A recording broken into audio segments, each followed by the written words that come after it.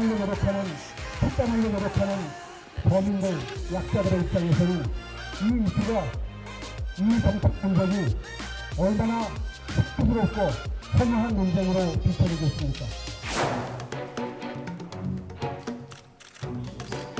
헐리우드 액션 안 했으면 좋겠어요. 오세훈 후보나 이준석 대표가 흑색 비난 선전하는 정치 공세로 할 문제는 아니다. 오세훈 후보님은 억가 정치하지 마시고. 손을 다 개인기를 다 모아서. 네. 자, 저희가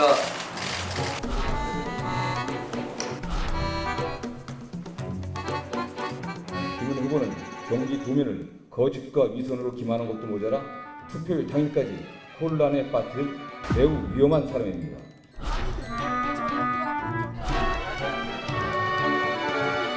삶을 살고 계시는 경기도 시민들 열심히 하겠습니다. 꼭 일하고 싶습니다.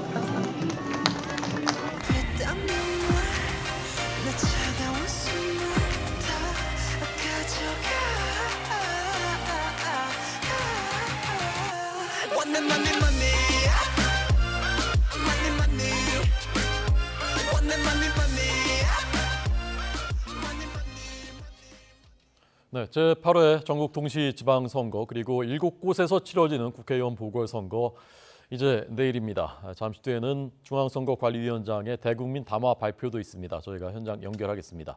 성일종 국민의힘 정책위 의장, 전재수 더불어민주당 의원 두 분 먼저 초대하겠습니다. 어서 오십시오. 네, 안녕하십니까. 아유, 늦게까지 고개를 숙이셔서 깜짝 놀랐습니다. 요즘 선거 현장 다니시느라고 굉장히 바쁘시죠? 네, 많이 바쁘지요. 네, 어떻게 돌고 계십니까? 아무래도 충청권을 좀 많이 갔고요. 네. 이제 수도권 지역에 예. 이렇게 요청하는 데가 좀 있기 때문에 네. 여러 곳 돌았지요. 목이 많이 쉬셨군요. 아, 그렇습니다. 예. 네, 전 의원님도 지금 현장 많이 다니시죠? 예, 저는 부산에 주로 있습니다. 네, 예, 예. 부산의 지역구. 지역구와 이제 부산시장 선거 또 경우에 따라서는 부산의 구청장 선거 한 4군데 정도가 좀 격전지거든요. 네. 그런데 좀 지원 요새도 좀 댕기고 네. 그러고 있습니다. 예, 두 분이 현장 다니시면서 이제 많은 국민들 만나시는데 제일 많이 하는 얘기는 어떤 것인지 궁금합니다. 뭐라고들 많이 하시나요? 나라 운영을 좀 잘해달라. 이 말씀이 제일 맞으시는 것 같아요. 네. 그래서 아무래도 새로운 정권이 출범을 해서 얼마 안 됐기 때문에 이 기간 동안에 좀 나라 운영에 대한 죄송합니다. 예, 예. 나라 운영에 대한 많은 관심을 갖고 계시고요. 네. 그래서 나라 운영을 좀 똑바로 잘해줬으면 좋겠다라고 하는 게 대다수의 민심인 것 같습니다. 네, 제가 들어오기 전에 이제 두 분하고 잠시 얘기를 나눠봤는데 뭐 거의 하루 종일 유세차에 매달려 있을 정도라고 말씀하시고 지금 이렇게 목이 많이 쉬셨습니다.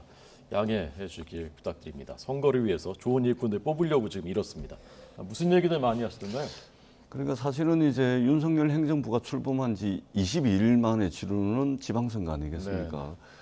통상적으로 정부 출범하고 난 뒤에 불과 한 달도 되지 않아서 치르는 선거는 집권 여당이 압도적으로 승리하는 그런 결과가 대체적으로 나오죠. 네. 이번 선거도 마찬가지죠. 그럼에도 불구하고 지금 이제 저희들이 좀 치열한 접전을 벌이는 곳이 굉장히 많습니다. 그것은 곧 이제 민주당의 인물 경쟁력이 국민의힘 인물 경쟁력을 좀 상당히 좀 앞서기 때문에 네. 사실은 집권 여당이 싹쓸이를 해야 됨에도 불구하고 민주당 후보들이 인물 경쟁력 가지고서 상당히 선방을 하고 있다. 특히 부산 같은 경우는 기초단체장들, 구청장들 같은 경우는 지난 4년 동안 이제 주민들에게 굉장히 체감도 높은 그런 이제 정책적인 성과와 실적들이 있었거든요. 네. 그러다 보니까 굉장히 이제 선거 구도는 좋지 않음에도 불구하고 상당히 좀 선전을 하고 있다 이렇게 평가를 하고 광역단체장의 경우도 마찬가지입니다. 네, 네. 강원도의 이광재 지사라든지 충남의 양성조 지사라든지 인천의 박남춘 시장이라든지 뭐 이런 분들이 인물 경쟁력을 가지고서 굉장히 불리한 구도 선거를 지금 넘으려고 하고 있다. 네, 네. 그래서 좀 우리 유권자들께서 지방선거는 지방 일꾼을 뽑는 것입니다. 네. 당이 일하는 것이 아니고 사람이 일을 한다. 그래서 인물 경쟁력이 있는 사람을 좀 선택해야 되지 않나 이런 이제 말씀들을 많이들 하십니다. 네. 구도와 또 현장에서 느끼는 그 체감되는 민심은 좀 다르다라는 말씀이신데 체감하는 민심은 어떻습니까? 아마 국민들께서 느끼시는 민심이실 거예요. 네, 네. 비교적 그 새로운 정권이 출범을 했기 때문에 힘을 실어줘야 된다라고 하는 이 힘이 탄력을 받으면서 많이 좀 좋아지고 있는 건 사실이지요. 네. 또 4년 전으로 돌아가 보면은 민주당이 이제 그 당시에 싱가포르에서 트럼프와 김정은이 회담을 하면서 네네. 평화가 왔다라고 그래가지고 평화 이 프레임으로 해가지고 굉장히 압승을 하지 않았습니까? 물론 그 당시에 정권 초기이기도 했습니다.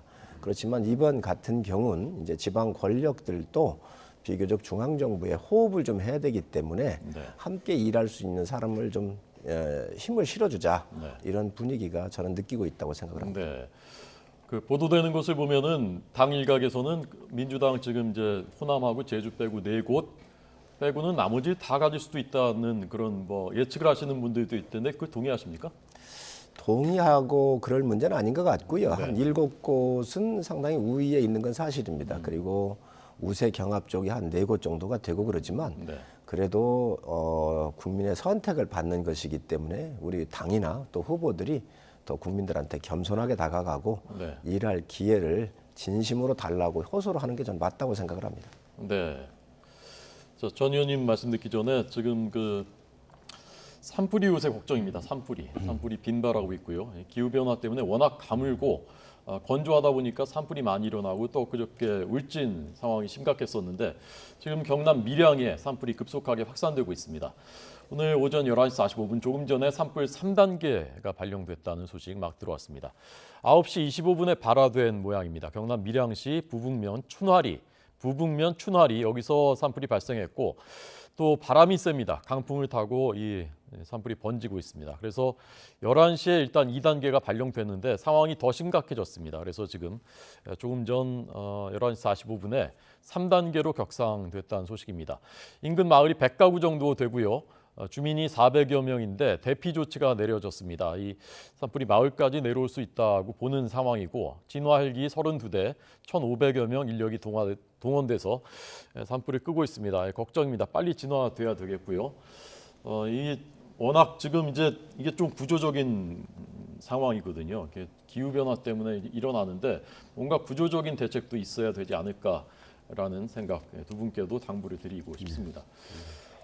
지금 이제 민주당에서는 5곳만 시도지사 중에 5곳만 이겨도 뭐 괜찮은 거다라는 뭐 분석하는 분도 나왔다고 하던데 네. 동의하십니까? 일단은 그 얼마 전에 있었던 대통령 선거가 이제 윤석열 후보가 10개 광역시도에서 이겼고 네. 그다음에 이재명 후보가 7군데를 이겼습니다.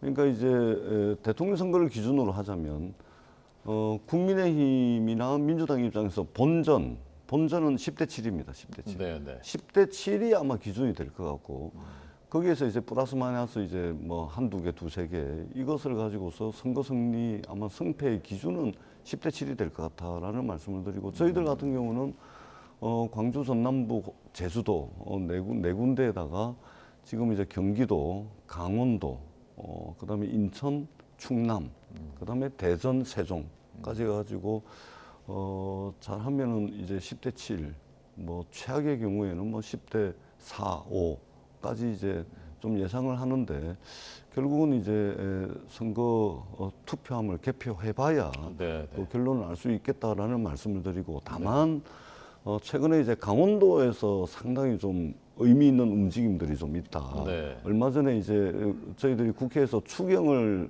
통과를 시키면서 함께 통과시킨 법 중에 628년 만에 강원도가 강원도 특별자치도가 됐습니다. 네, 네. 이 법은 이제 이광재법으로 명명이 될 정도로 이광재 의원이 상당히 심혈을 기울여서 한 것으로 알려져 있고 네. 그래서 결국은 이제 강원도가 인물을 좀 키워보자 그런 이제 열망이 있는 데다가 새로운 강원도의 역사를 쓰는 이광재법 강원특별자치도법 이것 때문에 상당히 좀 의미 있는 변화가 좀 저희들의 감지가 되고 있고 마찬가지로 충남 대전도 마찬가지입니다. 그래서 저희들이 끝까지 열과성을 다하고 정말로 이제 겸허하게 하늘에 맡기는 그래서 결과를 좀 기다리도록 하겠습니다. 네, 이제 결과 내일 나오니까요. 네, 말씀하십시오. 우리 전 의원님께서 간절하게 한 곳이라도 건져야 되기 때문에 딱 집어서 얘기하시는 것 같은데 이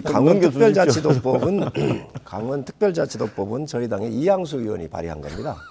그래서 이게 20대부터 나왔었죠. 네, 그렇게 해서 나왔고 여야가 아마 함께 왔을 거예요. 그래서 처리가 된 부분인데 어쨌든 강원도민들한테는 상당히 좀 도움이 되겠죠. 네. 사실관계 제가 말씀드립니다. 네. 이양수 의원께서 발의한 거 사실입니다. 그런데 민주당의 허영 의원도 발의를 해놨고 그래서 허영 의원이 먼저 발의를 한 겁니다. 그리고 시차적으로 이양수 의원께서 발의한 걸로 제가 알고 있고요.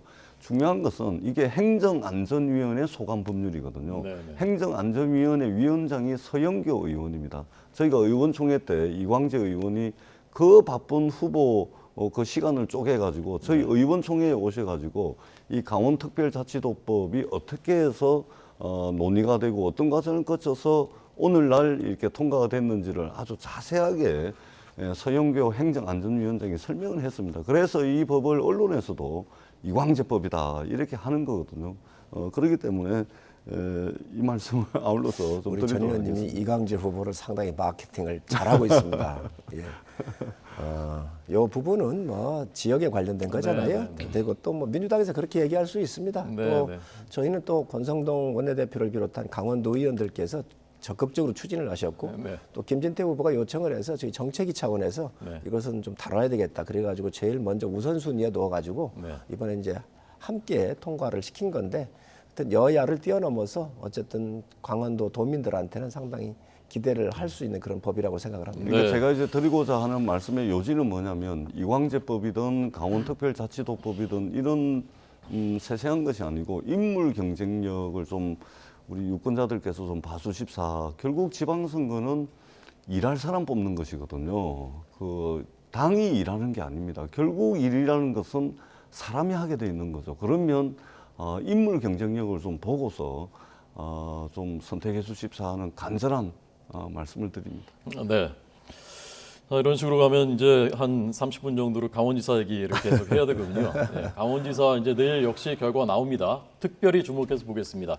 김진태 후보고요. 이쪽은 이광재 후보, 지금 두 후보가 맞붙어 있습니다.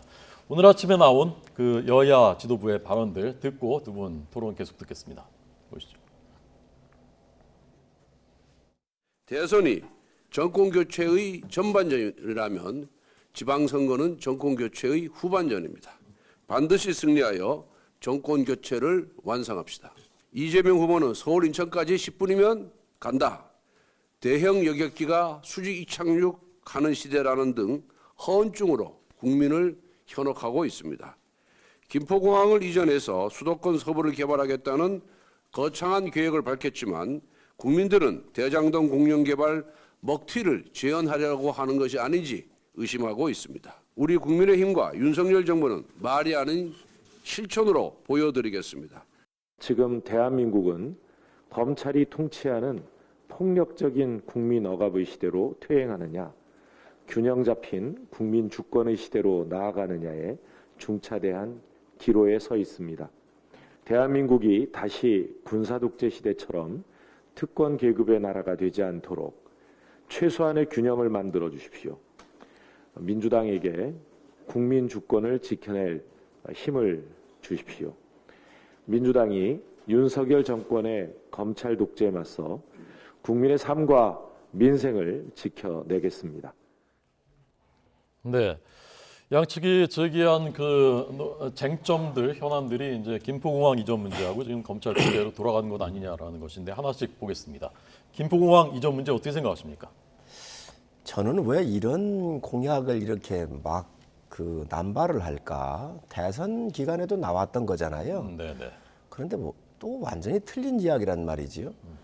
우선 국민들께서 이 공항에 대한 가치를 한번 아셔야 될 것 같은데 전 세계적으로 큰 대도시는요. 공항이 2개 이상 다 있습니다. 그게 국가 경쟁력이에요. 두 번째 여기를 만약에 없애버리게 되면 해외에 2박 3일, 3박 4일로 오는 관광객들이 네. 공항을 오고 가면서 하루에 사용하는 비용 시간이 많기 때문에 급감을 합니다. 해외 관광객 수가. 네, 네. 또 국내 공항에 이용하는 국내 관광객도 마찬가지. 제주, 부산, 뭐 그 어디든요. 네. 그래서 관광의 인프라의 그 대표적인 게 공항인데 네. 이거를 없애는 거잖아요. 세 번째로는 군사 전략적으로 굉장히 문제가 있습니다. 우리가 인천공항으로 간다 하더라도 이 북한에 접경하고 있는 지역의 항로가 규제를 받기 때문에 비행기를 많이 띄울 수가 없어요. 네, 네. 이런 도저히 불가능한 일들인데 이런 것들을 없애겠다고 하는 것은 이제 개양 의뢰 국회의원으로 나간 거예요. 네, 네. 그러다 보니까 그 지역 주민의 어떻게 좀 환심을 사가지고 이겨보겠다라고 하는 아주 편협한 생각인데 저는 이러한 패착에 의해서 굉장히 지금 민주당이 어려울 거로 생각을 합니다. 또 민주당 자체가 지금 자중질환이 일어났잖아요. 제주도 의원들 반대하고요. 네. 또 뭐 부산도 이런 문제에 직격탄을 입게 될 거 아니에요. 그렇기 때문에 지금 현재 이 완보이스가 나는 게 아니라 정책에 대해서 굉장히 많은 혼란을 주고 있는데 저는 민주당이 있을 수 없는 공약을 내놓고 있다. 그리고 이것은 정말로 아주 국민들을 지역 국민들을 현혹하기 위한 이런 아주 협소한 그러한 전략 아닌가 생각을 합니다. 네. 전 의원님 어떻게 생각하십니까? 뭐 일단은 첫 번째는 당의 선거대책위원회에서 좀 조율돼서 한 목소리로 그러니까 제주도 후보 이야기 틀리고 네. 서울시장 후보 틀리고 이재명 후보 틀리고 이것이 아니고 좀 조율돼서 이제 나왔으면 좋겠다라는 아쉬움은 있습니다. 네, 네. 그럼에도 불구하고 지금 서울 강남이 40년 됐습니다. 판교가 한 10년 넘어가죠. 네. 서울 강남을 대체할 수 있는 제2의 강남에 대한 필요성은 도시적 관점에서도 반드시 필요합니다. 네. 그리고 40년 전에 김포공항이 있을 때는 그 주변이 허허벌판이었잖아요. 근데 지금 한번 보세요. 서울 강서구의 마곡지구 들어섰죠. 네. 김포 한강신도시 들어섰습니다. 인천 금단신도시 들어서고 지금 그 주변이 개발 압력이 굉장히 강합니다. 그리고 이 서울 서부권의 김포공항을 가만히 냅두고서는 서울의 미래 또는 서울 수도권 서부권의 미래를 논할 수가 없는 지경에 지금 와 있습니다. 그렇기 때문에 이번 지방선거가 아니래도 이재명 후보의 공약이 아니래도 이거는 국가적 의제, 국가적 차원에서의 어떤 아젠다로서의 위상과 성격을 분명히 가지고 있는 겁니다. 그렇기 때문에 이것은 서울의 지도를 바꾸는 일이고 수도권 서부 지역의 지도를 완전히 바꾸는 일이기 때문에 이 부분에 대한 활발한 검토와 논의는 꼭 필요하다. 이런 이제 측면이 있고요. 또 한 가지는 지금 당 대표부터 해가지고 국민의힘의 모든 사람들이 지금 김포공항에 다 달라붙어 있는데 네, 네. 서울시 양천구청장 지금 국민의힘 후보가 네. 이기재 후보입니다. 네. 양천은 원희룡 국토부 장관의 지역구였죠. 네. 여기에 이기재 후보가 국민의힘 후보로 출마를 했는데 이분이 원희룡 국토부 장관이 국회의원을 할 때는 보좌관을 했고 원희룡 장관이 제주도지사를 할 때는 제주도 서울본부장을 했습니다. 그런데 최측근이죠. 최측근을 자기가 지역구 국회의원으로 있던 양천구의 구청장 후보로 출마를 시켰는데 이 출마한 사람들은 선거관리위원회에 핵심 공약을 선관위에 반드시 제출하게끔 돼 있는데 네. 이 공약에 김포공항 이전이 들어가 있습니다. 네, 네. 원희룡 국토부 장관의 최측근 보좌관 서울본부장을 했던 양천구청장 국민의힘 후보도 핵심 공약에 김포공항 이전이 들어가 있습니다. 더더구나 김포공항 이전의 주무부처가 국토부입니다. 네, 네. 국토부 장관이 지금 원희룡입니다. 그리고 그 최측근이 양천구청장에 출마를 했고 김포공항 이전 공약을 내걸었습니다. 원희룡 장관과 김포공항 이전에 대한 어떤 사전 논의라든지 또는 사전에 조율을 하거나 검토를 한 적은 없는지 이것부터 먼저 밝히시고 네. 이렇게 다 달려들어서 공개를 하더라도 하셔야 됩니다. 그러니까 국민의힘 자기 구청장 후보가 내건 김포공항 이전 공약이 있음에도 불구하고 그거는 내몰라라 하고 지금 남이 내건 공약에 대해서 이렇게 지금 다 달라붙어가지고 이러고 있는 겁니다. 뿐만 아니라 국민의힘의 인천시의원도 인천공항 김포공항 통합 이야기를 이전에 했습니다. 그렇기 때문에 마치 이것이 무슨 뭐 난리가 난 것이냐, 뭐 이 나라가 큰일 날 것이냐 이렇게 하는 것은 네. 지금 너무 과도하게 예. 정치적 이해관계에 매몰돼 있다 이런 비판을 하지 않을 수가 없습니다. 네. 이게 이제 지역 이득과 국가 이득을 봐야 되거든요. 구청장이나 시의원들은 이런 요구를 할 수 있다고 봐요. 네. 근데 이재명 지사와 송영길 서울시장 후보 아닙니까? 한 분은 경기 도망지사고 한 분은 인천 도망시장이에요. 그런데 이분들이 대권에 나왔거나 당대표까지 했고 국가의 큰 틀을 운영했던 분이에요. 저는 구청장이나 아니면 그 지역 사람이 얘기를 했다고 한다면 이 뉴스가 커지질 않았을 거예요. 그런데 이재명 지사 같은 경우는 그 전국의 선대위원장을 맡고 있는 거 아닌가요? 전국 선대위를 책임지고 있는 겁니다. 그런데 이 지역을 너무 몰라요. 와가지고 지금 현재 국회의원이 어려우니까 아마 이 공약을 꺼낸 거로 보여져요. 그런데 거기에다가 또 무슨 얘기를 했느냐. 서울에서 서울에서 인천까지 10분이면 왔다 갔다 한다 그랬거든요. 38분 걸립니다. 도저히 갔다 오갈 수 있는 그 운송 수단이 없어요. 고속철도도 아니에요. 또 두 번째 수직 이착륙기를 띄운다 그랬어요. 미국이나 러시아 같은 군사 강국도 수직 이착륙기가 없습니다. 헬기 말고는. 어떻게 이 어마어마한 중량이 나가는 항공기를 수직으로 띄운다는 거예요. 이 과학을 어떻게 공부하셨는지 모르겠는데 있을 수 없는 새로운 과학을 도입하려고 하는지 몰라도 도저히 국가 경영에 참여하겠다고 대권 후보로 나왔던 분이 지금 인천공항을 옮긴다 하면서 이게 말이 꼬이니까 계속해서 거짓말을 계속 좀 시리즈로 엮어내고 있거든요. 저는 이에 대한 판단이 지역구민으로부터 정확하게 있을 거라고 봅니다. 자, 한 번씩만 더 기회 드리겠습니다. 예. 자, 그냥 서울 양천구청장 후보면 저희들도 그냥 넘어갑니다. 근데 원희룡 국토부 장관의 최측근 국회의원 때 보좌관을 하고 제주도지사 할 때 서울본부장을 했던 최측근이 양천구청장입니다. 김포공항 이전에 주무부처가 국토부입니다. 사전에 조율이 있었을 거라고 보는 것이 합당하지 않겠습니까?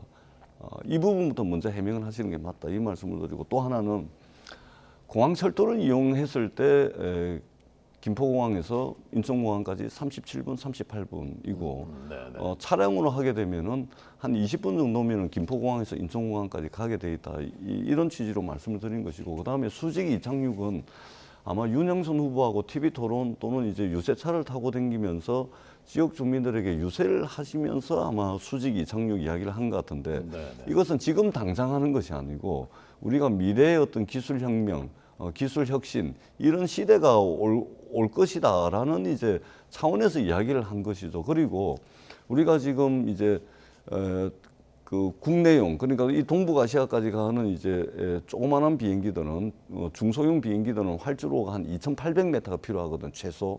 그다음에 장거리 노선의 큰 비행기 같은 경우는 최소 활주로 길이가 한 3,200m가 필요합니다. 그러니까 활주로가 상당히 이제 차지하고 있는 이것이 공항 시설에서 굉장히 비효율적이기 때문에 미래의 어떤 기술 혁신, 기술 혁명을 통해 가지고 수직 이착륙하는 항공기 시대가 올 수 있다라는 차원의 어떤 미래의 이야기를 한 것이지 지금 당장 수직 이착륙 비행기 그건 불가능한 것이죠. 그런 식으로 이야기하면 부산시장에 출마한 우리 박형준 후보께서 어반 루프라 그래가지고 부산 전역을 15분 안에 있겠다 이런 공약을 내거는데 이 어반 루프도 상용화가 안 돼 있습니다. 안전성에 대한 검토도 전혀 안 돼 있는데 공약을 내걸고 있는 것이거든요. 그러니까 너무 과도하게 이것을 집권 여당이면은 좀 검토할 만하다. 함께 좀 머리를 맞대보자. 이렇게 하셔야지 다 달라붙어 가지고 이게 무슨 나라가 큰일 나는 것처럼 이렇게 말씀을 하시는 것은 좀 과도하다. 이렇게 생각을 합니다. 네, 끝으로 반론 듣겠습니다. 우리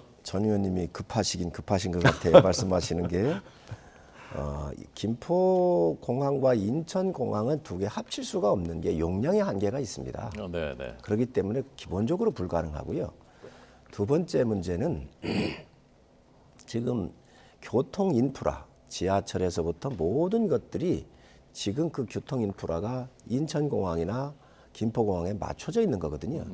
그렇기 때문에 이게 실질적으로 어려운 거예요. 그런데 지금 현재 상당히 어려우니까 송영길 시장 후보 같은 경우는 강남 사람들은 청주로 가라 그러거든요. 네, 또 네. 강북 분들은 원주공항을 가라. 거기 가면서 2시간 가까이 걸리는 돈에 그 국가적 비용을 생각을 해보십시오. 이 공항이라고 하는 것은 그 경제적 유발 효과나 또 경제성을 봐야지요. 그런 면에서 보면은 결코 바람직하지 않다. 네, 네. 저는 제가 드리는 말씀은 개항 한 곳에서 국회의원 한 석을 얻기 위해서 지금 이게 국가적으로 굉장히 문제가 있는 거거든요. 네. 그래서 이런 공항을 옮기겠다라고 하는 이러한 정말 가벼운 공약을 막 쏟아내는 것이 네, 네. 과연 그 후보로서 또는 서울시장으로서 이게 적합한가 하는 의문을 갖는 것이고 네. 굉장히 신뢰성의 문제가 있다. 이건 결코 가벼운 문제가 아닙니다. 제가 네. 짧게 이 사실관계 문제이기 때문에 짧게 한 말씀을 드리겠습니다. 지금 강남 분들은 청주공항 가고 강북 분들은 원주공항 가라고 그거 사실과 틀립니다. 뭐냐면 인천공항에 급박한 상황이 생기거나 비상 상황이 생기게 되면 활주로를 확보를 해가지고 대체공항을 지정을 하게 돼 있는 겁니다. 그 이야기를 원주공항이든 청주공항을 이야기를 한 것이지 제주도 갈 때 강남 분들은 청주공항 가서 비행기 타고 제주도 가시라 이 이야기는 아니라는 말씀을 분명히 드리도록 하겠습니다. 네. 자, 역시 참 이 문제가 지금 막판에 이슈는 이슈구나 하는 생각이 이제 두 분 토론 들으면서 들었고, 국민들께서 어떻게 판단하시는지는 아마 내일 개표를 해보면 일정 부분 이제 알게 될 것 같습니다. 지금 앞서 이제 여당에서는 이 김포공항에 대해서 권성동 원내대표 얘기했고, 야당에서는 윤호중 비대위원장이 검찰공화국으로 돌아갈 수 있다라는 그 부분을 발언했는데요. 이 얘기는 이제 오늘 인사 정보관리단이 국무회에 의결됐고요. 그다음에 이제 특별감찰관 문제도 논란이 어제 하루 종일 있었습니다. 오늘 대통령실이 해명을 했고요. 여기는 먼저 야당부터 듣겠습니다. 일단은 인사정보관리단이죠. 네네. 오전에 아마 이제 국무회의를 통과한 것으로 보여지는데 상당히 우려스럽습니다. 일단은 첫 번째는 대한민국의 모든 권력기관은 개혁의 길을 걸어왔습니다. 네. 그리고 그 개혁의 핵심은 뭐냐면 어떤 큰 권력을 나누고 분산을 해서 견제와 균형이라는 그 굳건한 기반 위에 세움으로 인해 가지고 네. 더 좋은 민주주의가 이루어지도록 하는 그런 개혁의 길을 권력기관들이 걸어왔는데 지금 법무부 그리고 법무부의 한동훈 장관이 말하자면 엄청난 여기저기 흩어져 있던 모든 권력을 한 곳에 똘똘똘똘 말아가지고 한 소나기에 쥐게 됐습니다. 네. 이것은 권력을 나누고 분산하는 그래서 견제와 균형의 원리 위에 세우는 것과 완전히 역행하고 아주 거대한 이 권력이 한 소나기에 들어갔다. 굉장히 걱정되는 것이죠. 여기서 어떠한 권력 남용이 생기게 될지, 네. 어떠한 권력의 부패가 생기게 될지, 여기로부터 어떤 국정에 대한 어떤 농단 뭐 이런 것이 생기게 될지 극히 우려스럽다. 이 말씀을 먼저 드리고 두 번째는 상권 분립을 심각하게 저해야 합니다. 네. 이건 저의 주장이 아니고 지금 많은 법조인들이 우려하는 바입니다. 왜 그러냐면 이 인사검증관리단에서 인사정보관리단에서 앞으로 이제 대법관, 헌법재판관 네. 해가지고 윤석열 행정부에서 한 16분 정도의 대법관과 헌법재판관 18분인가요? 이분들이 임명을 하게 돼 있는데 네, 네. 이분들에 대한 사법부의 최고 법관들에 대한 검증을 일개 부처, 행정부 부처인 법무부가 하게 돼 있습니다. 네, 네. 사법부의 독립성을 완전히 침해하는 것이죠. 완전히 침해하는 것이죠. 그렇기 때문에 굉장히 심각하다는 말씀을 드리고 뿐만 아니라 법무부는 정부조직법상 한 개 부처에 6개 서열, 6번째 서열의 한 개 부처입니다. 그런데 모든 부처의 장차관에 대한 정보를 틀어지고 네, 네. 말하자면 왕부처 그리고 그 왕부처인 법무부 안에 소통령이 자리를 틀고 앉는 굉장히 위험한 현대 민주주의 국가, 현대 민주공화정에서는 상상하기 어려운 아주 압도적인 권력의 집중과 압도적인 권력의 남용이 예상된다. 네. 그렇기 때문에 심각한 문제다. 이렇게 생각을 합니다. 네. 자, 조금 전 그 윤호중 위원장 발언을 저희가 그래픽으로 보여드린 것 중에 첫 번째 것은 이제 이 사안에 대한 게 아니라 그 증평군수 그 이쪽 국민의힘 후보에 대해서 한 발언이 그 이따 얘기는 할 건데 그게 먼저 잘못 나왔습니다. 시청자 여러분들이 보셔서 제가 설명드린 거고. 자, 반론해 주시죠. 전 의원님 여러 가지 말씀을 하셨는데 네. 야당이기 때문에 뭐 어떤 문제든 제기할 수 있잖아요. 그러나 네. 국민들께서 잘 판단하실 거로 봅니다. 청와대 인사 검증 시스템이 있었을 때에 얼마나 청와대가 문제가 많았어요. 그렇기 때문에 네. 미국의 법무부 산하에 FBI가 있고 FBI 그 산하에 독립된 기구로서 인사 검증팀이 있습니다. 네, 네. 그래서 우리가 이런 선진화된 시스템을 한번 갖춰보자 이렇게 해서 한 거고요. 네. 또 그걸 운영하면서 문제가 있으면 또 수정하면 되지 않겠습니까? 네. 그동안 청와대가 그 무소불위한 그 권력을 가지고 했었는데 그런 부분들을 좀 분산을 해서 네. 이제 국민들한테 눈높이에 맞추자라고는 개혁적 일환이기 때문에 네. 저는 충분히 이해를 하실 거로 보고요. 또 우리 전 의원님께서 말씀 주셨는데 상권 분립에 대한 침해다. 그러면 대통령 밑에 있었을 때는 상권 분립이 침해가 아닌가요? 민정수석실에 있을 때 검증한 건 침해가 아닌가요? 네. 그래서 독립성을 두는 겁니다. 그래서 그런 것들이 나오면 문제 제기를 했으니 더 보완하면 될 거고 이런 새 정부에서 여러 가지 개혁적 차원에서 하는 것은 무조건 비판보다는 좀 나름대로 우리가 한번 외국의 사례도 좋은 사례가 있으니까 같이 한번 비교를 한번 하면서 네. 대안을 좀 주시면 어떨까 하는 생각이 좀 듭니다. 네. 또 그 윤호중 대표께서 국정운영으로 나라 파국으로 몰고 갈 거다. 독선적인 국정운영으로. 그런데 지금 윤석열 정부가 출범한 지 20일밖에 안 됐습니다. 네, 네. 어떤 독선적인 운영을 했다고 지금 비판하는 것이지요? 이거 전부 다 가정이에요, 가정. 네, 네. 저는 이러면 안 된다고 생각을 해요.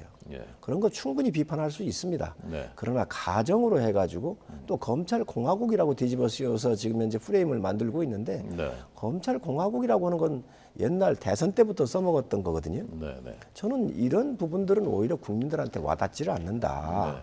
지금 이제 한동훈 장관한테 집중적인 공격이 가해지는 것 같은데 아니 죄가 없으면 검찰 무서워할 필요가 없지 않습니까? 네. 무슨 죄를 그렇게 많이 졌길래 검찰 공화국이라고 모는지 네. 저는 그게 상당히 의아합니다. 그래서 떳떳하고 큰 문제가 없으면 뭐 검찰이 아무리 조사해도 문제가 없으면 뭐가 문제가 되겠습니까? 그래서 오히려 지금 대통령께서 검찰총장 출신이다가 보니까 네, 네. 검찰을 통해서 마치 야당이 핍박할 것처럼 하는 것 같은데 저는 그것은 온당하지 않은 캠페인이라고 생각을 합니다. 네. 제가 자, 한 번씩만 더 드리겠습니다. 지금 발언 기회. 일단은 그 인사검증 기구가 이전에 청와대에 있었죠. 근데 뭐 일부 그 제대로 작동하지 않은 측면이 분명히 있었습니다. 왜냐하면은 부적절한 인사를 추천한 경우들이 많았기 때문에. 그러나 보수 정권이든 민주당이 집권을 했을 때든 국민의힘이 집권을 했을 때든 공히 인사 추천과 인사 검증을 분리를 했습니다.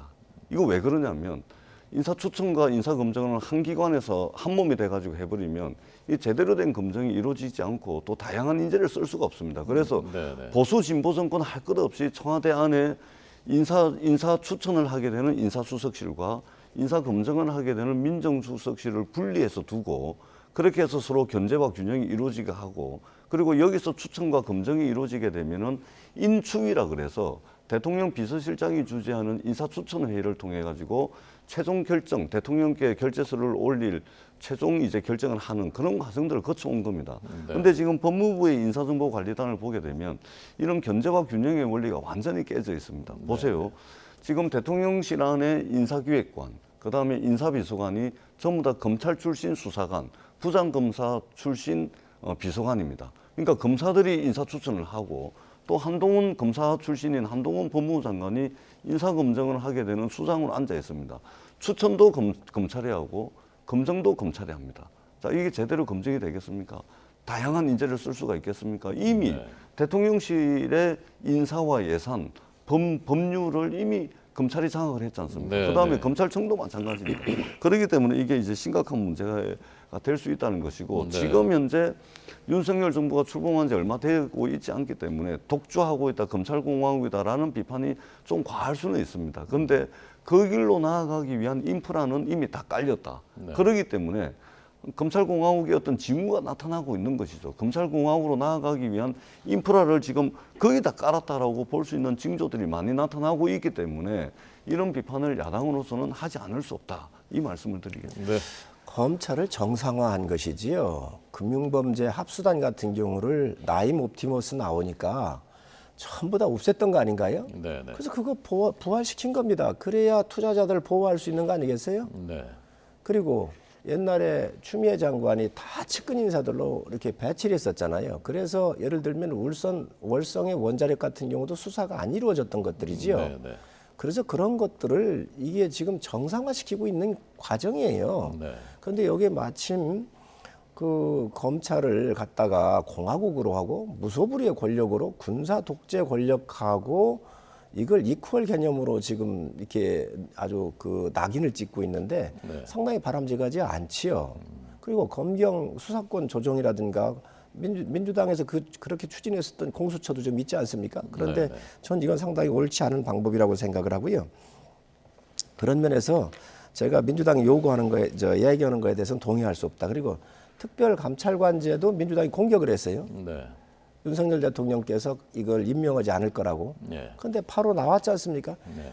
윤석열 정부는 공정과 상식에 기반을 두고 출발한 정부이기 때문에 법에 있는 걸 어찌 안 하겠습니까? 그래서 이걸 가지고 민주당이 공격을 했어요. 이제 폐지했다고 이렇게 했는데 그 대통령실에서 이 부분에 대해서는 해명이 또 나왔지요. 네. 이제 반박이 나왔지요. 그래서 여야가 추천해주면 임명하겠다. 네, 네. 있습니다. 그런데 이런 것들을 다 묶어가지고 대통령께서 이제 검찰 출신이고 민주당의 여러 가지 그 불리했었던 것들에 대해서 끝까지 수사 원칙을 지키면서 저항을 하면서 법을 지키고 공정과 상식을 지켰었기 때문에 네, 네. 그것을 무력화하기 위한 정치적인 공세라고 생각은 하지만 어쨌든 새 정부가 들어섰기 때문에 부족한 게 있으면 네. 대안 내주시면 저희가 또 수정하도록 그렇게 하겠습니다. 네. 저희가 쓸 수 있는 시간이 이제 4분 남았거든요. 시청자들과 약속이기 때문에 제 마음대로 늘리지 못하고요. 또 내일 또 선거니까 양적인 균형도 중요합니다. 그래서 4분 중에 2분씩 원래 저희가 오늘 얘기하려고 했었는데 앞에 두 개 워낙 뜨거운 이슈이기 때문에 시간 길어졌고 얘기하려다 못한 게 지금 이제 그 특별감찰관 문제, 그다음에 김건희 여사가 집무실 방문한 거, 그다음에 김은혜 후보의 재산 축소 문제, 김동연 후보의 특혜 발주, 그다음에 아까 뭐 중평군수에 대한 그 윤호중 위원장 발언 등등입니다. 이 중에서 하시고 싶은 말씀, 이거 먼저 하겠다라는 거 딱 2분씩 드리겠습니다. 먼저. 김은혜 경기도지사 후보의 재산 신고 허위로 한 거, 네. 이거 이제 굉장히 심각합니다. 실제로 이제 2016년도 당시에 국민의힘, 그때 당시에는 이제 자유한국당이었습니다. 네. 제주도당 위원장이었던 강지용 자유한국당 후보가 있었습니다. 네, 네. 이분이 재산을 누락 신고했습니다. 얼마를 누락 신고했냐면 13억 정도를 재산 누락을 하고 신고를 했습니다. 그다음에 선거관리위원회에 재산 신고를 하게 되면 혹시 잘못됐나 한 번 더 살펴보고 하라라는 취지로 재산 신고한 부분에 대해서 정정 기간이 별도로 주어집니다. 네, 네. 선거관리위원회에서 정정할 수 있는 기간을 별도로 부여를 하거든요. 그만큼 이제 제대로 하라는 취지입니다. 네. 그런데 이 강지용 당시 이제 자유한국당 제주도의 이제 국회의원 후보가 13억을 재산 누락을 했는데 이분이 대법원에서 벌금 300만 원의 확정 판결을 받았습니다. 네, 네. 피선거권이 박탈된 거죠. 네. 이분이 당선됐으면은 의원직도 박탈되는 겁니다. 왜냐하면 공직선거법 또 정치자금법은 벌금 100만 원 이상은 직을 상실하게끔 돼 있는 것이죠. 네, 네. 지금 13억 가지고 이렇게 했는데 이 김은혜 후보는 16억입니다. 네. 이거는 민주당이 제기한 것이 아니고 TV토론 과정에서 강용석 경기도지사 후보가 국민의힘 김은혜 후보에게 먼저 이 의혹을 이제 이야기를 했고 그래서 의혹이 나와서 중앙선거관리위원회에서 직접 재산을 다 챙겼더니 16억을 과소신고한 겁니다. 네. 그래서 선거법 위반이기 때문에 허위사실이기 때문에 투표 당일날 모든 선거 투표장에 네. 5장씩 이것은 잘못된 것이다 해서 그렇게 붙이게끔 절차와 과정에 되어 있습니다. 그렇기 때문에 네, 네. 이것은 굉장히 중대한 선거법 위반 행위다. 이 말씀을 드리고 우리 경기도민들께서 이 부분 그만하시죠. 감안해서 투표해 주십사는 네. 자, 당부의 2분 말씀 드리겠습니다. 드리겠습니다. 김은혜 후보가 누락을 한 게 아니지요. 누락을 했다 그러면 전 의원님이 말씀이 맞을 겁니다. 그런데 2년 전에 김은혜 후보가 국회의원 나올 때 재산 신고를 했죠. 네. 그런데 2년 동안 공시지가나 이런 것들이 올라가지고 이번에 그 먼저 신고했던 것들을 참모진들이 모르고 그냥 그대로 신고한 거지요. 그러니까 누락이 아니라 착오가 있었다는 말씀을 드리고, 이거 같은 경우는 고의성이 없기 때문에 그렇게 걱정 안 하셔도 되지 않겠나 생각을 합니다.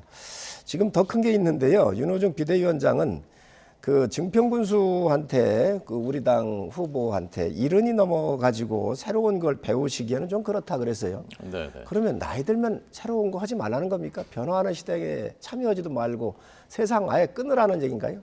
근데 민주당에 지금 같은 충청북도 단양군수도 70이 넘으셨습니다. 네네. 처음 출전하십니다.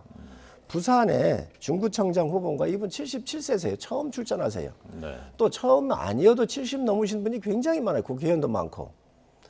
옛날에 노인 폄하 발언을 해가지고 민주당이 굉장히 곤욕을 치렀는데, 지금 원내대표가 아니고 지금 비대위원장이잖아요. 윤호중 비대위원장이. 네. 도대체 아니 나이가 이 100세 장수 시대에 도대체 할 말 안 할 말을 구분을 못하고 있다. 그리고 노인 폄하 발언을 해도 지금 선을 넘어도 많이 넘었다라고 생각을 합니다. 그래서 이 부분에 대해서는 윤호중 비대위원장이 사과를 해야 한다고 저는 생각을 합니다. 네.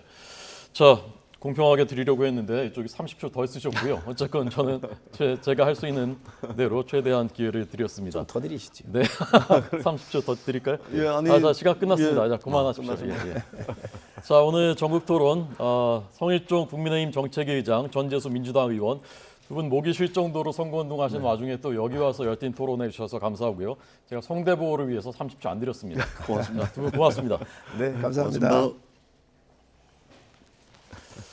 자, 제가 아까 조금 전에 말씀드렸는데, 오늘 내일 이제 선거를 앞두고 노태학 중앙선거관리위원장이 투표 참여 호소하는 대국민 담화문 조금 전에 발표했습니다. 항상 이제 선거 전날 발표를 하죠. 자, 노태학 중앙선거관리위원장의 대국민 담화 어떤 내용인지 직접 들려드리겠습니다. 보시죠. 존경하는 국민 여러분, 제8회 전국 동시 지방선거의 선거일이 하루 앞으로 다가왔습니다. 이번 선거에서는 광역 및 기초단체장과 교육감, 비례대표 및 지역구 지방의원 등 전국 2317개 선거구에서 4125명의 대표자와 7명의 국회의원을 선출합니다. 지난 27일부터 이틀간 사전투표가 실시되었습니다. 900만 명이 넘는 유권자가 참여하여 소중한 한 표를 행사하였습니다.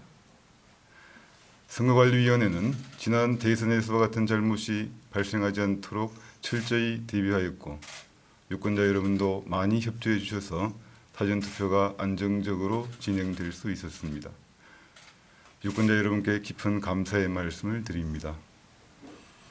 국민 여러분, 지방선거는 우리 삶에 직접 영향을 미치는 지역 일꾼을 뽑는 선거입니다. 풀뿌리 민주주의를 실현하기 위한 것입니다. 코로나19로 인한 사회적 거리두기가 없어지고 밖에서는 마스크를 벗을 수 있게 되었습니다. 차근차근 코로나19 이후의 삶을 준비하는 가운데 치러지는 이번 선거는 그래서 더욱 중요합니다. 선거관리위원회는 사전투표에서와 같이 유권자가 안심하고 투표할 수 있도록 모든 준비를 마쳤습니다. 투표소 안에서는 반드시 마스크를 착용하시고, 투표소 밖에 대기하는 유권자가 많아 혼잡한 경우에도 가급적 마스크를 착용해 주시기 바랍니다. 코로나19에 확진된 유권자도 주소지 관할 투표소에서 일반 유권자와 같은 방법으로 투표하실 수 있습니다. 다만 모두가 안심하고 투표할 수 있도록 일반 유권자의 투표가 끝난 후 오후 6시 30분부터 7시 30분까지 따로 마련된 시간에 투표하시는 점을 양해 부탁드립니다. 장애가 있어 투표가 불편하신 분들을 위해 투표 가이드북, 특수형 기표 용구, 영상 통화 수어 통역 서비스 등 투표에 도움을 줄 수 있는 여러 방안도 마련되어 있습니다. 거동이 불편하여 투표소 안까지 이동하기 어려운 분들은 1층에 마련된 임시 기표소에서 투표하실 수 있습니다. 유권자가 투표지를 직접 봉투에 넣어 봉함하고 지정한 사람이 봉투채 투표함에 투입하도록 하여 절차의 편의성과 투명성도 더욱 높였습니다. 존경하는 국민 여러분, 내일 투표소에 오시면 많은 곳은 최대 8장의 투표용지를 2번에 나누어서 받게 됩니다. 투표용지가 많다 보니 투표소에서 얼마간 기다려야 하는 불편함도 우려됩니다. 그러나 어느 하나 중요하지 않거나 소홀히 다루어도 되는 투표용지는 없습니다. 각 세대의 우편으로 보내드린 투표 안내문과 선거 공보를 꼼꼼히 살펴보시고 한 장 한 장 신중히 선택해 주십시오. 투표하실 때 기표한 부분이 번지거나 일부만 기표되어도 정규의 기표 용구임이 확인되면 무효 처리되지 않습니다. 안심하시고 투표하시면 됩니다. 선거관리위원회는 국민 여러분의 소중한 한 표 한 표가 오롯이 반영될 수 있도록 공정하고 정확하게 투개표를 관리하겠습니다. 후보자들께서도 선거 결과에 승복하고 지역 발전을 위해 화합하는 아름다운 모습을 보여주시기를 기대합니다. 존경하는 국민 여러분, 내일 투표소로 향하는 발걸음이 앞으로 4년 동안의 나와 내 가족의 삶을 결정합니다.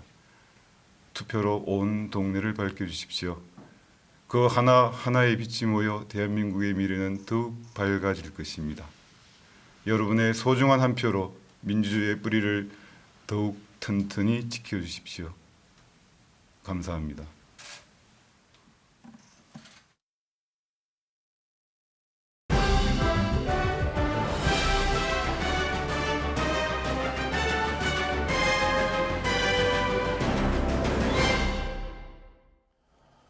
네, 내일 투표 잘하실 수 있도록 조금만 더 설명드리려고 합니다. 투표용지 내일 7장입니다. 그리고 보궐선거 국회의원 치러지는 그 지역들은 한 장을 더 받게 됩니다. 네, 투표용지를 모두 다른 색으로 구분해 놓기는 했지만 미리 알고 투표장으로 가면 더 수월하겠죠.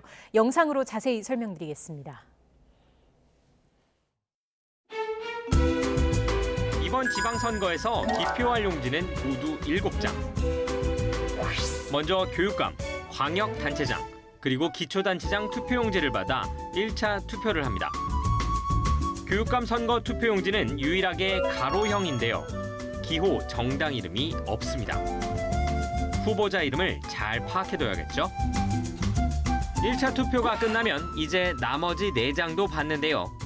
지역구 기초의원 투표용지에는 기호 옆에 가나다 표시가 있습니다.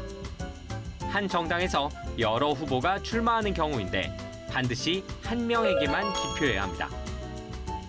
나의 소중한 한 표, 무효표 처리되면 곤란하겠죠? 반드시 정규 기표 용구를 사용해야 합니다. 조금 덜 찍혀도 정규 기표 용구라는 게 확실하다면 인정되고요. 청인, 그러니까 용지에 도장이 있고 어느 후보를 찍었는지 명확해야 합니다. 그러면 문제를 풀어볼까요? 도장을 여러 개 찍었을 때 이 투표용지는 인정됩니다. 여백에 찍은 도장이 다른 후보자란 선에 닿지 않았기 때문입니다. 일부가 찍힌 투표용지들인데요. 이렇게 청인이 남아있고 한 후보에만 명확히 도장이 찍힌 건 인정됩니다. 여백에다 도장을 찍은 것들인데요. 한 명의 후보자란에 선이 닿았다면 그 후보를 찍은 것으로 인정됩니다. 인주가 다른 후보 칸에 묻었거나 투표용지를 접으면서 다른 칸에 묻은 것, 둘 다 유효합니다. 하지만 기껏 투표하고 나서 공명선거나 자신의 이름 등을 적어 넣으면 모두 무효 처리된다는 점 명심하세요.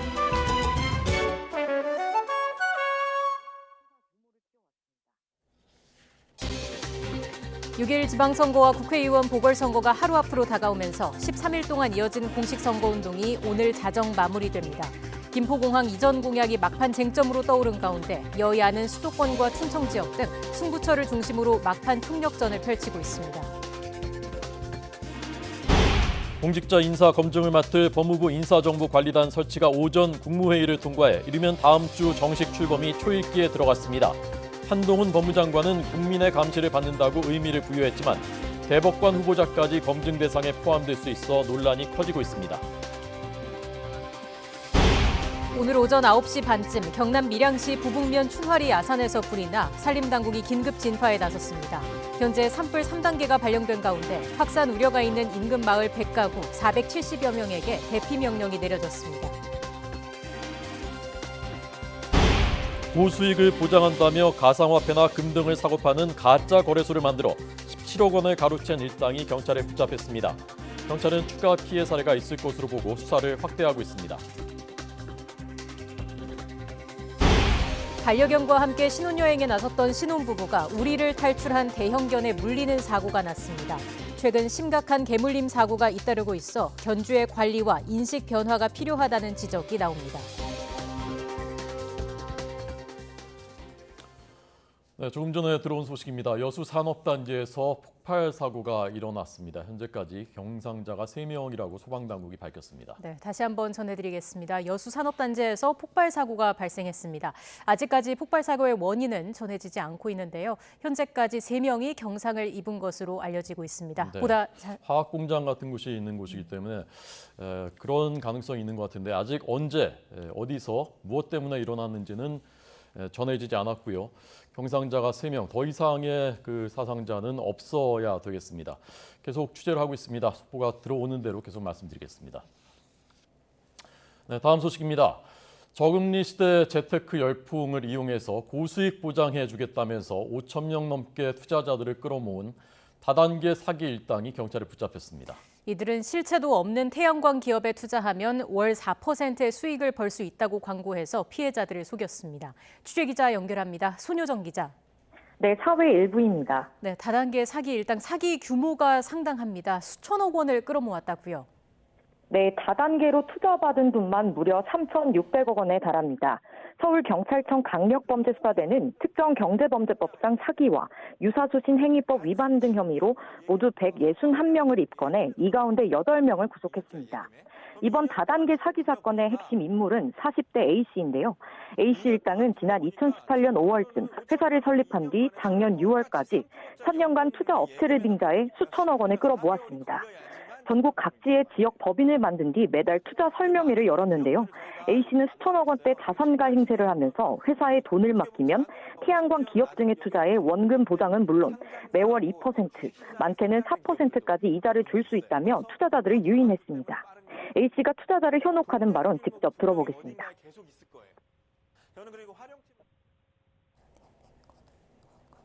쫓아다니느라고 시간을 보내는 시간 동안 저는 그 길목을 찾아내고 거기에서 서서 담았기 때문에 빠른 거예요. 네, 태양광 기업에 투자를 하라고 했다는데 이 태양광 기업이라는 곳이 어떤 곳이던가요? 네, 실체가 없는 껍데기 회사였습니다. 투자금 수천억 원을 끌어모았지만 실제로는 투자도 없었습니다. 초기 투자금을 모은 뒤 투자자들에게는 새로 들어오는 투자금을 수익이라고 입금해주는 돌려막기 방식을 사용한 겁니다. 원활한 돌려막기를 위해 A씨 등은 회원을 모집해오면 고액의 대가를 주는 다단계 방식으로 회사 규모를 키워왔습니다. 적게는 10억 원, 많게는 무려 90억 원까지 보장해주다 보니 경찰이 이들을 붙잡았을 때 몰수한 사치품들도 상당했습니다. 경찰이 압수한 범죄 수익 규모만 832억 원 가까이 되는데요. 이들은 범죄로 벌어들인 돈으로 고급 주거지와 고급 승용차를 빌리고 값비싼 명품 시계를 사는 등 매월 수천만 원을 쓰는 호화로운 생활을 영위해온 것으로 드러났습니다. 경찰은 최근 고이자 고수익을 미끼로 한 다양한 형태의 금융사기가 기승을 부리고 있다며 투자 전 신중하게 확인해달라고 당부했습니다. 지금까지 사회 일부에서 전해드렸습니다. 네, 이것도 저금리 시대 비슷한 맥락에 있는 사건입니다. 고수익 보장하겠다 속여서 가상화폐 금 투자해라 해서 10억 원, 17억 원을 가로챈 일당이 구속됐습니다. 가짜 거래소를 이용해 투자금을 빼돌려 놓고 투자자들에게는 손실이 나서 돈을 못 돌려준다고 속였습니다. 보도에 김다현 기자입니다. 한 금융투자 자문업체 홈페이지입니다. 투자 원금을 100% 보장하고 환급까지 책임지겠다고 장담합니다. 재테크 필요성을 느끼던 A씨가 연락했더니 업체 대표는 원금의 3배 수익을 낼 수 있다며 가상화폐 투자를 권유했습니다. 고수익을 보장한다는 얘기에 대표에게 소개받은 코인 거래소를 통해 8천만 원을 투자했지만 한 푼도 돌려받지 못했습니다. 거래소 현황을 보면 수익이 나고 있는데도 각종 비용 정산을 핑계로 지급을 거부당한 겁니다. 뭐 1억 얼마까지 됐다고 그러더라고요. 그거를 찾으려고 그러니까 중간중간에 뭐 어때서 돈을 내야 된다, 뭐 어째서 돈을 내야 된다 계속 그랬는데 맨 나중에는 그 돈을 찾으려면은 계좌 개설을. 금투자에 나섰던 직장인 B씨도 비슷한 일을 겪었습니다. 수익률 3배를 자신하는 전문가로부터 금거래소를 소개받아 2천만 원을 투자했다가 고스란히 떼인 겁니다. 거래소 측은 투자자 실수로 대부분 손실을 봤다고 둘러댔습니다. 현물에 남자는 주식하고는 관계가 없어요.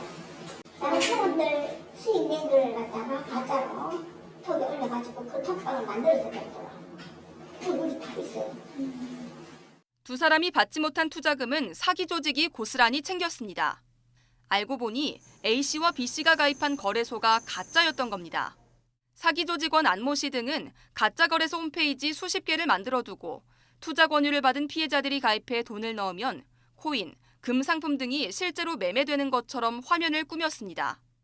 이런 식으로 투자자들로부터 가로챈 돈이 지금까지 확인된 것만 17억여 원.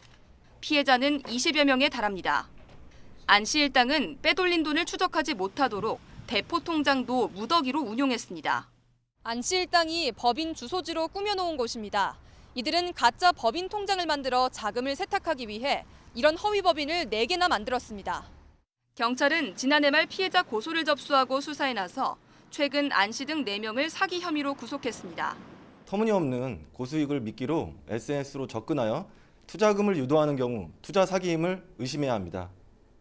특히 1:1 투자 자문을 받기에 앞서 금융위원회 심사를 거친 정식 업체인지 확인하고 코인 등 상품 거래소도 정부기관 인증을 받았는지 반드시 확인해야 합니다. YTN 김다연입니다. 정부가 오늘 국무회의에서 공직자의 인사 검증을 담당하는 법무부 내 인사정보관리단 신설안을 의결했습니다.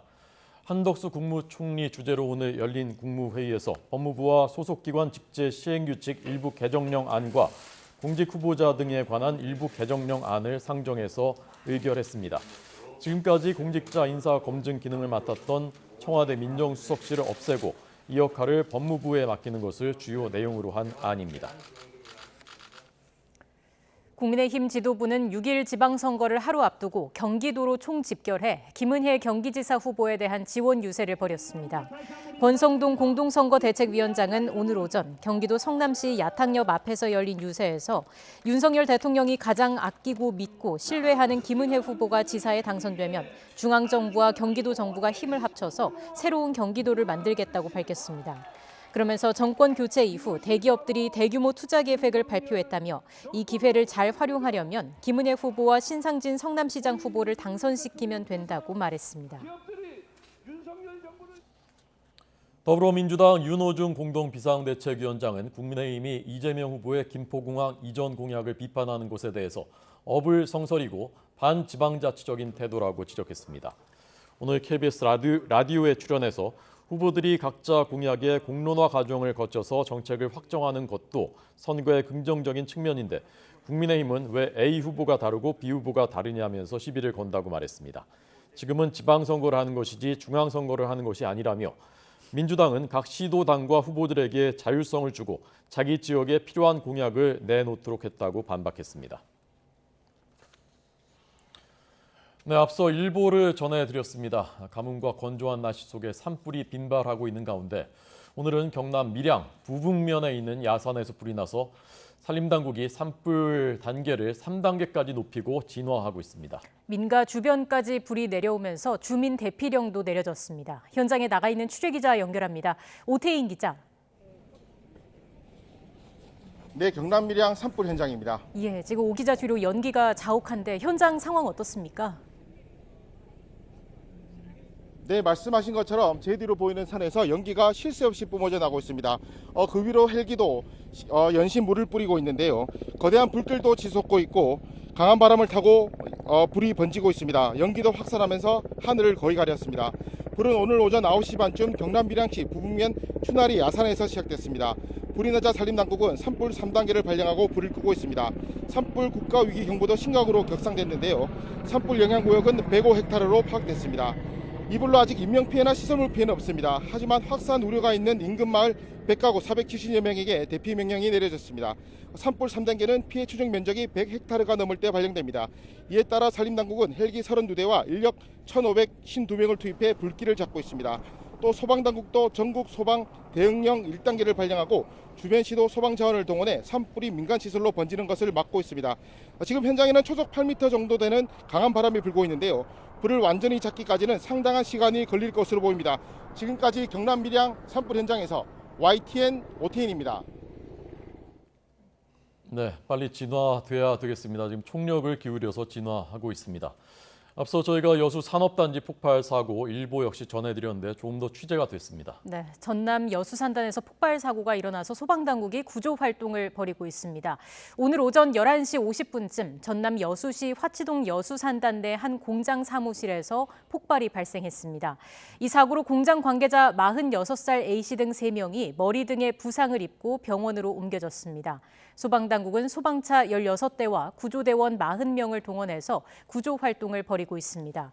경찰과 소방당국은 정확한 폭발 경위를 조사하고 있습니다. 네, 지금 이 현장입니다. 여수 산업단지에 있는 어떤 공장인지는 아직 전해지지 않았고요. 폭발이 꽤 크게 일어났던 것 같습니다. 지금 건물 1층의 외벽이 다 붕괴돼 있고 이 폭발 사고가 2층, 3층까지 파급된 모습입니다. 3층도 다 외벽이 크게 붕괴돼서 이렇게 떨어져 나온 모습이 보입니다. 다행히 사람 인명 피해가 아직 크지는 않은 것 같습니다. 3명이 지금 경상이고요. 네. 더 이상의 사상자 인명 피해는 없어야 되겠습니다. 지금 소방차 구조대원 40명이 동원돼서 구조 활동을 벌이고 있는데 안에 혹시 더 사람이 있는지 잘 찾아야 되겠고요. 지금까지는 공장 관계자 등 3명이 다친 것으로 전해졌고 폭발 원인, 자세한 경위는 아직 전해지지 않고 있습니다. 자, 일단 여기까지 말씀드리고요. 더 자세한 소식이 들어오면 말씀드리겠습니다.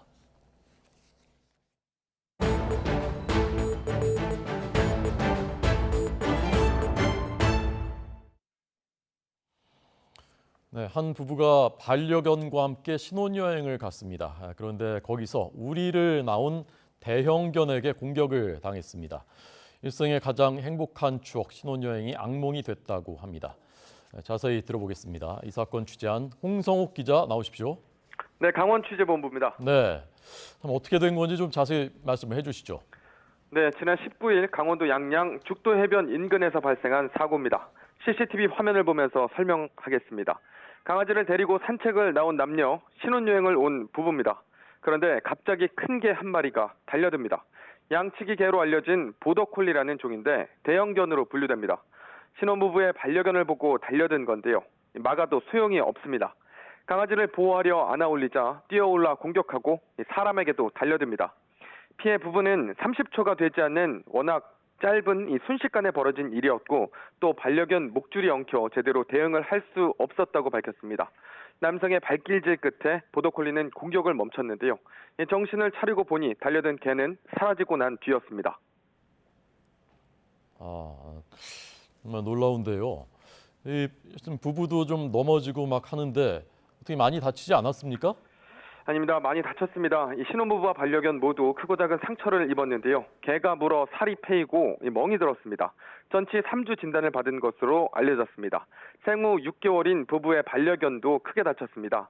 이 큰 개가 물어 배에 이빨 구멍이 나기까지 했는데요. 이 고통은 사고 이후에도 계속되고 있습니다. 당시 충격이 트라우마로 남아 반려견과 함께 산책하러 나가는 것도 힘들고 일상생활이 힘들다고 호소하고 있습니다. 이 피해자의 말 들어보겠습니다. 잠을 전혀 못 자고 실생활이 안 돼요. 그래서 출근도 못 하고 병원만 왔다 갔다 계속 하다가 그게 너무 힘들었죠. 네. 자, 저 대형견 보더콜리라는 대형견은 어떻게 저렇게 혼자 뛰쳐나왔습니까?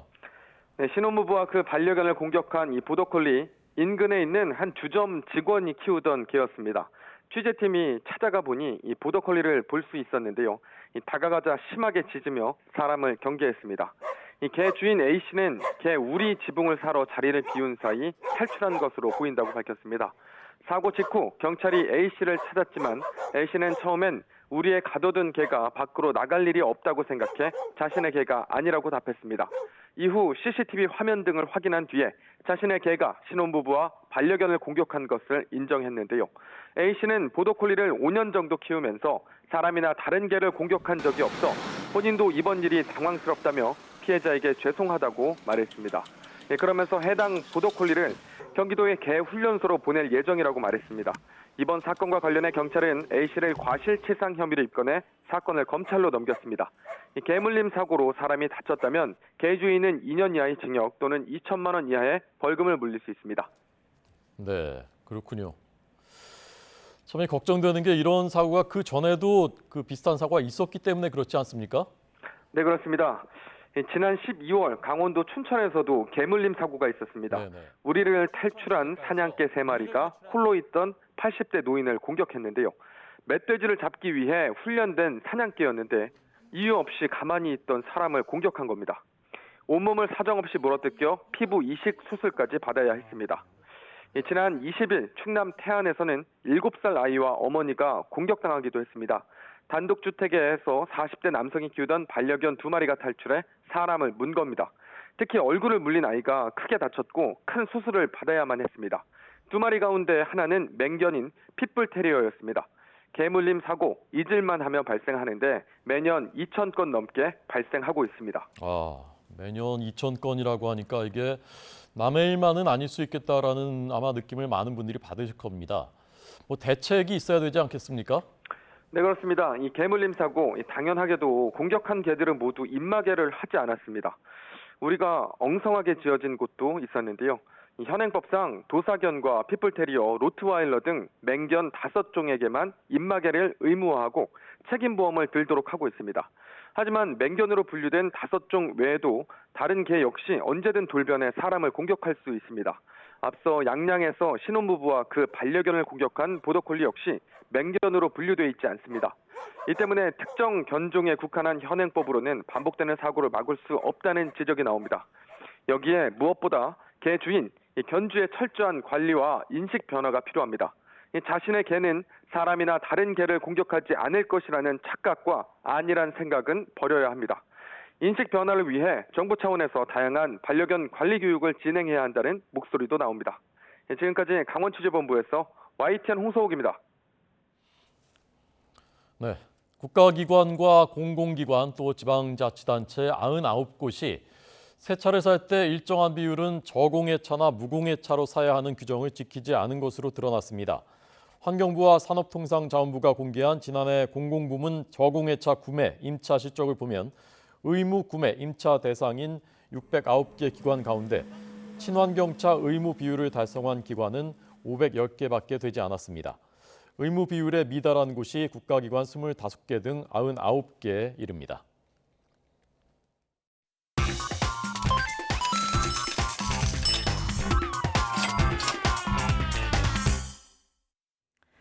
오늘의 경제지표입니다. 먼저 국내 증시부터 보시겠습니다. 코스피 시장은 외국인의 순매수 전환에 힘입어 2670선에서 오름세를 보이고 있습니다. 물가 우려가 이어지곤 있지만 글로벌 지표가 개선되면서 하락보다는 상승 압력을 받고 있는 건데요. 투자 주체별 움직임에 따라서 흐름도 바뀌었습니다. 현재는 개인과 기관이 내놓는 물량을 외국인이 받아내고 있습니다. 코스닥 지수는 외국인과 기관의 매도에도 불구하고 시총 상위 종목들이 강세를 보이면서 상승하고 있습니다. 현재 890선까지 올랐습니다.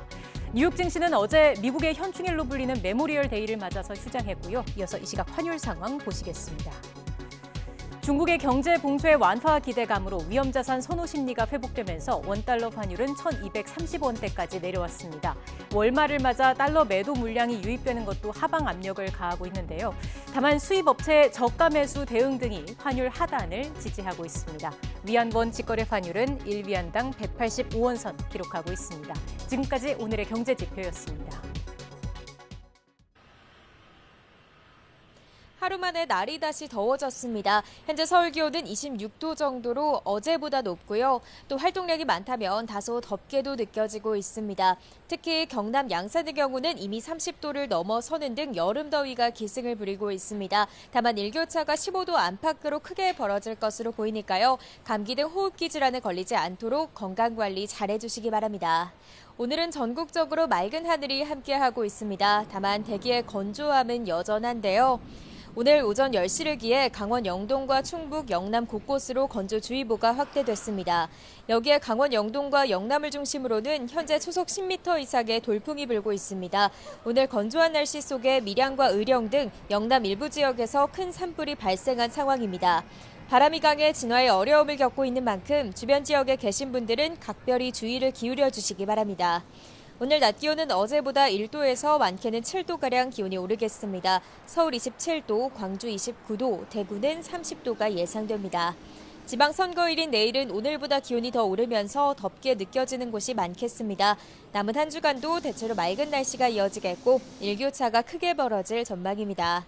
맑은 하늘 아래 강한 햇볕이 내리쬐면서 현재 전국의 자외선 지수가 매우 높게 치솟아 있습니다. 외출하실 때는 자외선 차단제를 꼼꼼히 덧발라주시고요. 되도록이면 한낮 장시간 야외 활동을 자제해 주시기 바랍니다. 지금까지 서울 상암동에서 YTN 윤수빈입니다. 뉴스앤이슈 마치겠습니다. 잠시 뒤 더 뉴스가 방송됩니다. 시청해주신 여러분 고맙습니다.